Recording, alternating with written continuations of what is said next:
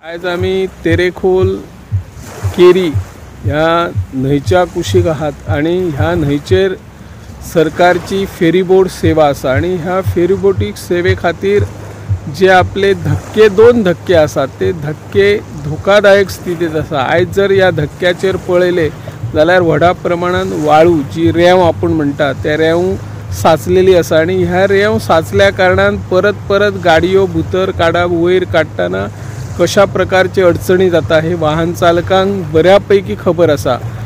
फाटल्या काही महिन्या पयलीं हो धक्को बांदचो अशी मागणी मुखार आयिल्ली आणि ताची प्रक्रियाय पुराय जाल्ली, पूण ताचो पाठपुरावो आयज मेरेन जालो ना। हो धक्को कित्याक बांदिनात हो एक प्रश्न आसा। त्याच्याच बाजून न्हंयच्या बाजूक व्हडा प्रमाणात वाळूचे पट्टे तयार जाला। आता भरतेक आणि सुकतेक हे वाळूचे पट्टे मागीर थेट वाळू हळूहळू त्या फेरी धक्क्याचेर येता आणि धक्क्याचेर वाळू आयल्या कारणान गाडयोंची जे व्हिलां असतात ती व्हिलां स्लीप जातात आणि रोमतात।